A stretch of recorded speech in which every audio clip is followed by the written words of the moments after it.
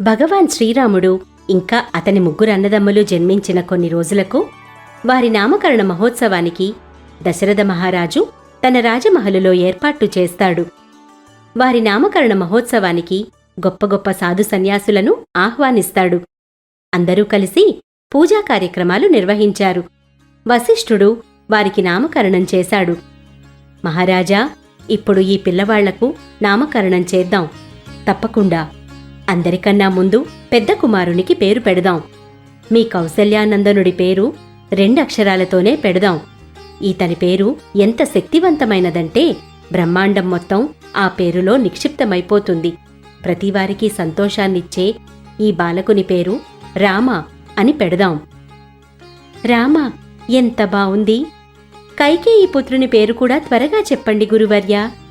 కైకేయి పుత్రుడు ధర్మపాలకుడు, సత్యమార్గంలో నడిచేవాడు, లోక కళ్యాణం చేసేవాడు అవుతాడు. అందుకే ఈ బాలకుడు లోకంలో భరత్ అని పిలువబడతాడు. గురుదేవా, సుమిత్రా పుత్రుల పేర్లు కూడా తెలపండి. వీరి పేర్లు ఏమి? తప్పకుండా. ఈ ఇద్దరిలోకి పెద్దవాడు సకలగుణ సంపన్నుడు. అందుకే ఈతని పేరు లక్ష్మణ్. అందరిలోకి చిన్నవాని పేరు శత్రుఘ్న. ఎందుకంటే ఇతను శత్రువులను ఓడించడంలో నేర్పరి. పిల్లలు, మీకు తెలుసా, రాముని తండ్రి దశరథునికి 3 వివాహాలు జరిగాయి. పెద్ద భార్య పేరు కౌసల్య. ఆమె భగవాన్ శ్రీరాముని తల్లి. రెండవ రాణి పేరు కైకేయి. రాముని 2వ సోదరుడు భరతుని తల్లి కైకేయి. 3వ రాణి పేరు సుమిత్ర. ఈమెకు 2 పుత్రులు. పెద్దవాడు లక్ష్మణ్, చిన్నవాడు శత్రుఘ్న. ఈ విధంగా ఈ పిల్లల తండ్రి దశరథ మహారాజు.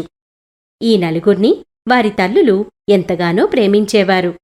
ఈ నలుగురన్నదమ్ములు కూడా పెద్దలను ఎంతగానో గౌరవించేవారు. ప్రతివారితో ప్రేమగా మెలిగేవారు. చెప్పిన మాట వినేవారు. వాళ్ల చిన్నప్పుడు అందరు పిల్లల్లాగానే వాళ్ల మధ్య కూడా పోట్లాటలు జరిగేవి. పొద్దున్నే లేచాక భగవాన్ రామ్ తల్లి కౌసల్యతో ఇలా అంటాడు. అమ్మా, నన్ను లేపలేదెందుకు? ఏమైంది నాయనా? ఏం లేదమ్మా, తమ్ముళ్ళు మామిడికాయలు తెంపడానికి వెళ్ళిపోయుంటారు. నాకు ఆలస్యమైపోయింది. వాళ్ళు నాకన్నా ఎక్కువ కాయలు కోసేస్తారు. నేను ఓడిపోతాను. బాధపడకు నాయనా, ఇంకా ఎవ్వరూ లేవలేదు. నీకు ఆలస్యమేం కాలేదులే. అమ్మా, త్వరగా నా ధనుర్బాణాలివ్వు. నేను మామిడి తోటకు వెళ్ళాలి. అంత తొందరెందుకు? ముందర స్నానం చెయ్యి. దేవుడికి, మీ నాన్నగారికి దండం పెట్టుకో. తర్వాత ఏమైనా తిను. ఆ తర్వాతే నువ్వు వేరే ఏ పనైనా చెయ్యాలి. ఇన్ని పనులా? మరి కొంచెం ముందే లేపొచ్చు కదా? భగవాన్ రామ్ పనులన్నీ త్వరత్వరగా పూర్తి చేసి తయారవుతాడు. తన ధనుర్బాణాలను తీసుకొని మామిడికాయలు కోయడానికి తోటకు వెళతాడు. భరత లక్ష్మణ శత్రుఘ్నులు కూడా అక్కడికి వస్తారు. నలుగురు ఒకరి తర్వాత ఒకరు కాయలు కోస్తారు.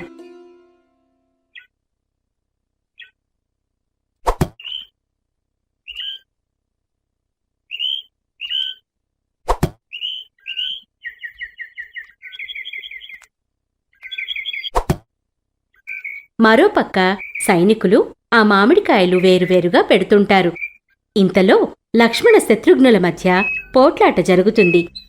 ఇది అన్నయ్య తెంపిన కాయ. కాదు కాదు, ఇది నాది. లేదు లేదు, ఇది రామన్నయ్యదే.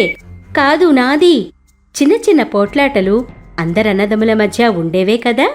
కాని వారు నలుగురు ఎంతో ప్రేమగా కూడా ఉండేవారు. ఒకరినొకరు గౌరవించుకునేవారు. మెల్లగా కాలం గడుస్తుంది. అన్నదమ్ములు పెరిగి పెద్దవారయ్యారు. వారి తల్లులు విచారిస్తూ ఉంటారు. ఎందుకంటే చదువుకోవడం కోసం వారు గురుకులానికి వెళ్ళాలి. ముగ్గురు తల్లులలో ఒక తల్లి పిల్లల్ని చూస్తూ ఇలా అంటుంది. వీరిని ఇలా ఒక్కటిగా చూస్తుంటే ఎంత ముచ్చటగా ఉంది. అవునవును, ఇది ఇంకా కొన్ని రోజులే. ఎందుకలా? ఎందుకంటే వీరు గురుకులానికి వెళ్లే సమయం వచ్చింది కదా. ఎప్పుడు వెళ్ళాలి? ఈ వసంత పంచమి నాడు. అంత తొందరగానే? ఈ పిల్లలు లేకపోతే మన రాజమహలు శూన్యంలా ఉంటుంది. గురుకులంటే ఈ కాలంలో హాస్టల్. పిల్లలు ఆ కాలంలో ఇప్పటిలాగా స్కూళ్లుండేవి కాదు. పిల్లలు ఇలా గురుకులాల్లో ఉండే చదువుకునేవారు. అందుకే ఆ తల్లులు ముగ్గురు చింతితులవుతారు.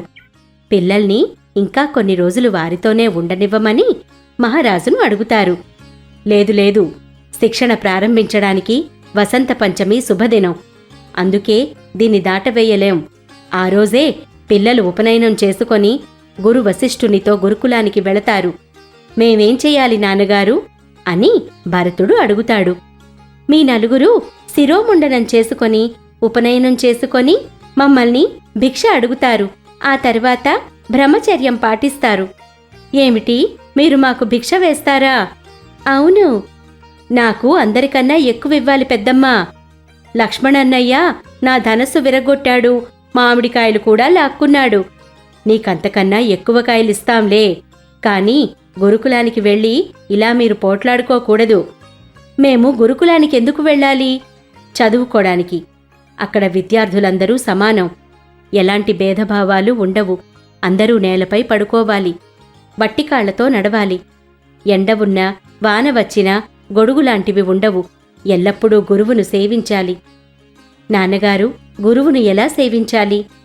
దశరథుడు చెప్పడం మొదలుపెడతాడు. గురువు నిద్రించాకే మీరు నిద్రపోవాలి. ఆయన లేవకముందరే మీరు లేవాలి. ఆశ్రమాన్ని శుభ్రంగా ఉంచాలి. భిక్షాటన చేసి తీసుకురావాలి. నేను పెద్దమ్మను భిక్షమడుగుతాను. రక్త సంబంధీకుల నుంచి భిక్ష తీసుకోకూడదు. ఎందుకు? అలాంటి నియమం ఎందుకు? అలాంటి నియమం ఉండాల్సిన అవసరముంది. ఎందుకంటే గురుకులంలో పేద పిల్లలు కూడా ఉంటారు. ధనవంతుల పిల్లలు కష్టపడకుండా అన్ని వస్తువులు తీసుకెళ్లి పేద పిల్లలు అలా చెయ్యలేకపోతే వారి మనసులో న్యూనతాభావం వస్తుంది. అలాంటప్పుడు పిల్లల మధ్య సమాన భావన ఎలా వస్తుంది? అందుకే ఇలా. నాన్నగారు, గురుకులంలో మాకు ఏం నేర్పిస్తారు? అన్నీ వేదాలు, వేదాంతం, ఉపనిషత్తులు, గ్రంథాలు, ఖగోళశాస్త్రం, జ్యోతిష్యం, సంగీతం, గణితం, రాజనీతి. చాలు చాలు, అక్కడ అమ్మ లాలిపాట వినడానికుంటుందా లేదా? అది చెప్పండి చాలు. అమ్మ లాలిపాట వినందే నాకు నిద్ర రాదే. అప్పుడు రాముడు, అక్కడ నేను లాలి పాడతానులే. కొన్ని రోజులకు వసంత పంచమి వస్తుంది. వారి ఉపనయనం ఎంతో ఆర్భాటంగా జరుగుతుంది. రామ్, భరత్, లక్ష్మణ్, శత్రుఘ్న్, మీరు ఇప్పట్నుంచి ఎవరి బ్రహ్మచారులు? మీ బ్రహ్మచారులం గురువర్యా.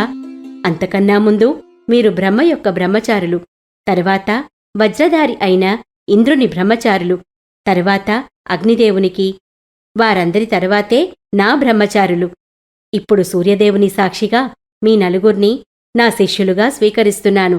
నాలోని మంచి గుణాలు, మంచి నడవడిక మీరు నేర్చుకోండి.